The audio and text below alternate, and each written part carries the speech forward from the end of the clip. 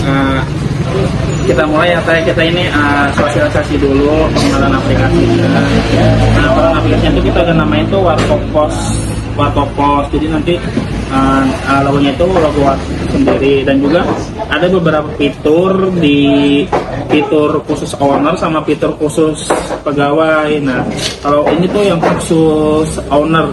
Nah, khusus owner tuh biasanya ada menu kasir dan juga ada stok, ada laporan sama pengeluaran dan juga di pengaturan. Jadi beberapa fitur yang ada di menu beberapa fitur yang ada di fitur khusus aplikasi yang khusus owner, ada yang nggak bisa dipakai sama karyawan.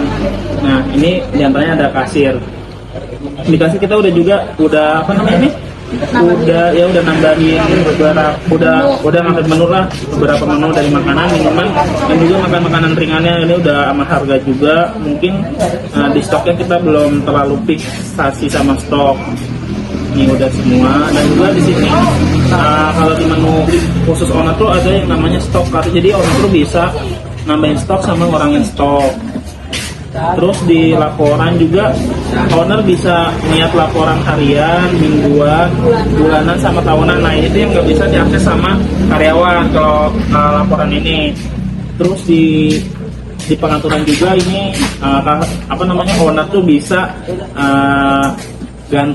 pokoknya owner tuh bisa ganti-ganti nama nyeting nama karyawan, ataupun nantinya ada beberapa karyawan yang ganti. Nah, itu tuh menu khusus buat owner. Nah, ada juga ini menu untuk kasir tersendiri. Ini pegawai kasir, karena tadi di paketik namanya tuh Yogi, karena itu belum bisa ini Yogi. Kayak tadi di menu owner tadi ada yang ditanyain nggak?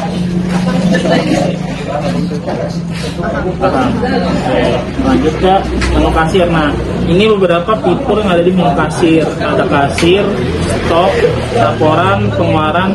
Oh, jadi hampir sama kayak owner, cuma bedanya tuh kalau di kasir tuh nambah stok tuh nggak bisa. Kasir tuh pegawai itu nggak bisa nambah sama ngurangin stok. Jadi pegawai itu cuma bisa ngeliat sisa stoknya aja.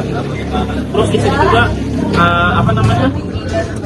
benar-benar hampir sama kayak di menu tadi khusus owner. Laporan juga, jadi nanti laporan itu bisa berbentuk harian, mingguan, tahunan, sama bulanan. Jadi nanti tinggal kirim PDF, jadi langsung kirim ke owner langsung. Jadi nggak harus ketik manual sekarang. Dan juga kita udah setting di sini ada makanan ataupun menu yang fast moving, yang cepat kejual, sama yang ini cepat kejual aja deh. Kayak contohnya misalkan nih kayak hari kemarin kan Popeyes avocado tuh kejual 2, yang lain itu 1. Jadi pokoknya menu yang banyak jualnya tuh paling teratas. Jadi nanti ketahuan menu yang cepat keluar, menu yang lama keluarnya. Terus juga di pengeluaran ini bisa nanti ketika closingan tuh masukin pengeluaran, kan namanya ada omset penjualan sama pengeluaran harian ya, pengeluaran ya harian. Jadi kalau buat sales labelnya itu nanti di sini di atas ada berapanya totalan. Nanti misalkan di sini ada mau ngurangin pembayaran karyawan, ini bisa ketik di sini sama nominalnya berapa. Kalau khusus karyawan tuh biasanya diketik dengan awal tuh gaji, kan gaji karyawan, gaji siapa namanya, gaji Yogi ataupun gaji Lila nanti sini. Tapi kalau buat bahan-bahan biasanya tuh di sini tuh bahannya di sini ketik nominalnya hampir sama kayak gitu. Nanti itu bakal ngurangin tersendiri di pengeluaran, di laporan. Nanti laporan tuh ngurangin sendiri. Dan juga pengaturan di sini, pengaturan tuh karyawan nggak banyak sih, gunanya paling tuh berapa ini ya, cuma buat ganti-ganti warna sama sama backup lah. Kan kalau owner tuh bisa buat nambah ngurangin karyawan. Kalau karyawan tuh paling khusus ini aja kita. Nah, juga ini udah tersambung di berita. Coba teteh kali mau nyoba. Contoh.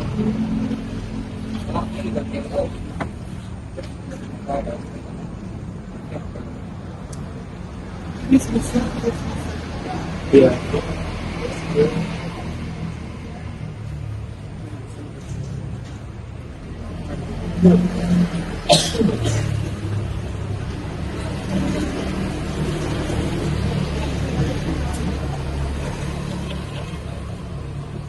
Udah ya. Kalau misalnya di print 2 kali gimana? Kalau print 2 kali, reprint bisa tinggal nggak? diketik ini di riwayat. Nggak ada coba. Di laporan.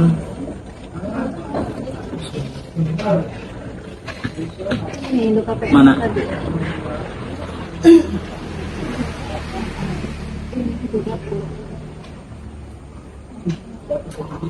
Nah, ya, nah ini bisa buat reprint 2 kali. Jadi kalau mau reprint tinggal diketik dapur. Jadi nanti customer megang, terus dapur juga megang. Jadi biar nanti nggak ada salah paham apapun. Ya, jadi kayak mungkin itu aja sih Teh, kalau kayak buat fitur-fitur yang di sini kayak cara gunanya mungkin ada tapi gue udah ngerti, gue udah pada ngerti. Ya kalau di menu kasir yang tadi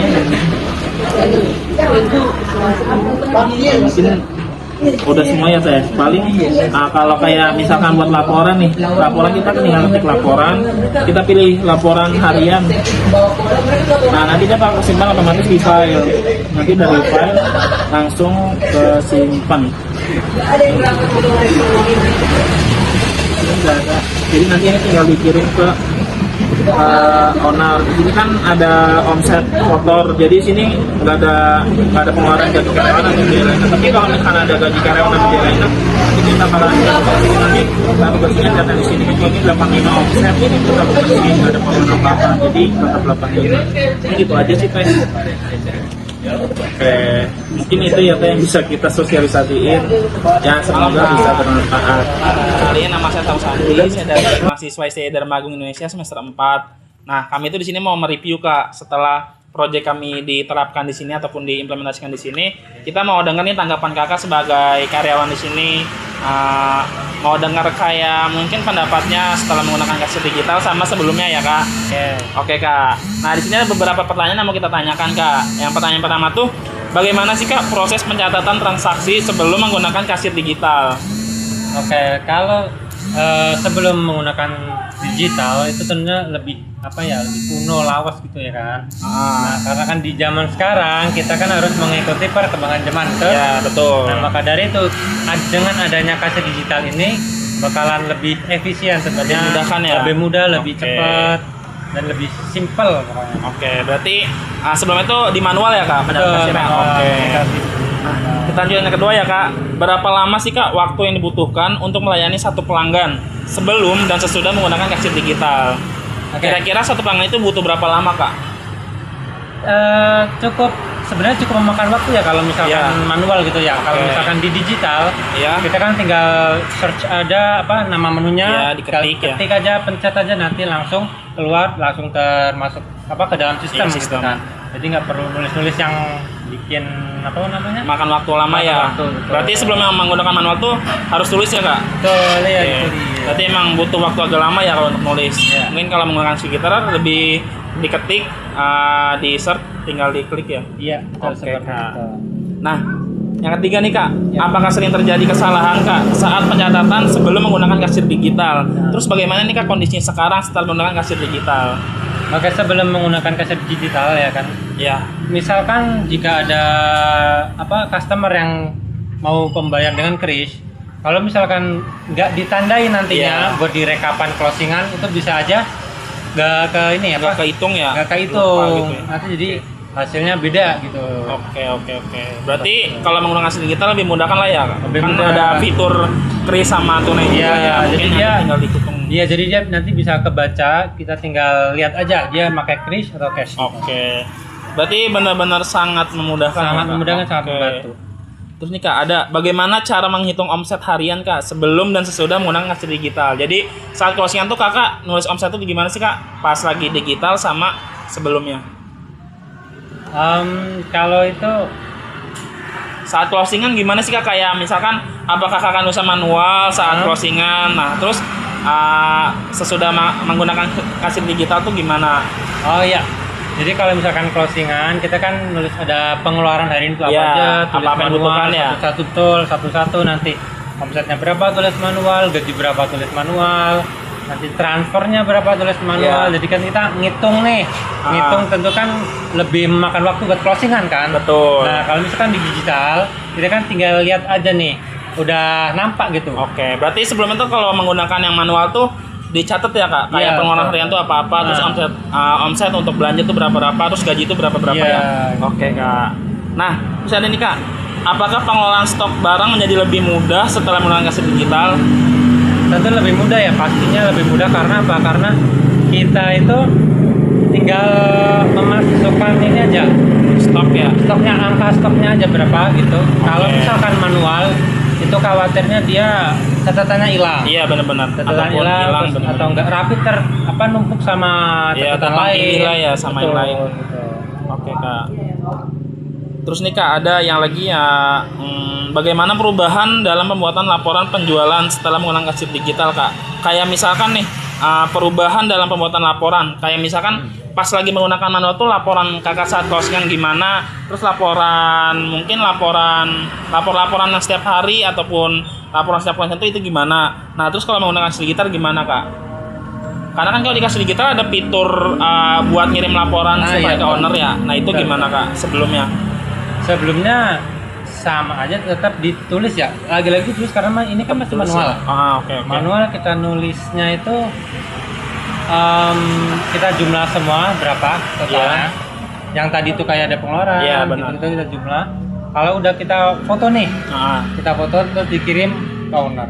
oke. Nah kalau misalkan digital, kita kan ada fitur Ah. kirim lewat WhatsApp ya, Bro? Iya, tinggal file. Tinggal filenya aja, nanti kita kirim file aja kan. Jadi lebih mudah kan ya? Lebih mudah, lebih cepat. Nggak bakal hilang juga lah ya. Betul. Oke kak, nih ada yang terakhir nih kak.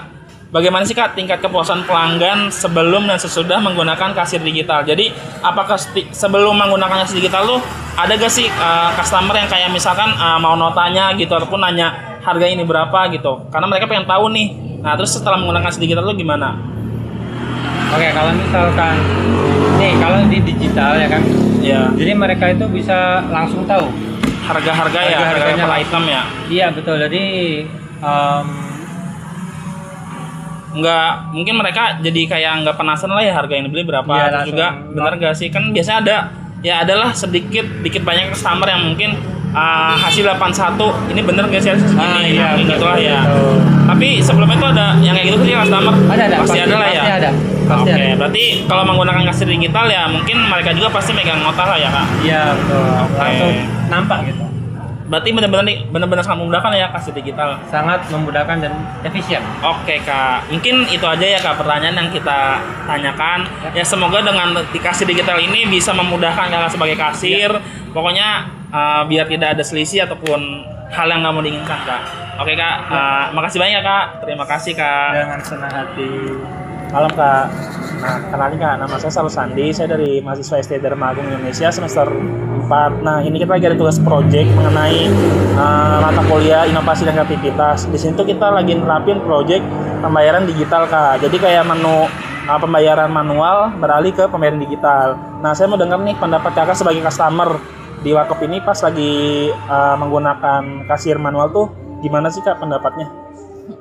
Kalau kasir manual mungkin kurang transparan ya, agak Iya. sulit juga. Jadi kita nggak tahu harga-harga menu di sininya gimana. Oh jadi per harga per item tuh kita nggak Iya. tahu ya. Kita tuh sebagai customer pengen tahu lah ya Mm-mm. harganya berapa ya. Ya, seperti itu. Oke, terus kalau pembayaran udah beralih ke pembayaran digital nih kak, sekarang kan udah digital ya. Nah, menurut kakak pendapat kakak sebagai customer tuh gimana sih kak kalau udah pembayaran digital? Kalau pembayaran digital mungkin lebih mudah ya, terus juga transparan, kita jadi tahu Iya. menunya sama harganya tuh berapa. Oh, jadi lebih transparan lah ya. Jadi kita juga megang struknya ya. Iya, dikasih. Oke. Mungkin itu aja sih kak pertanyaan dari saya. Makasih ya kak. Iya, sama-sama. Udah. Halo.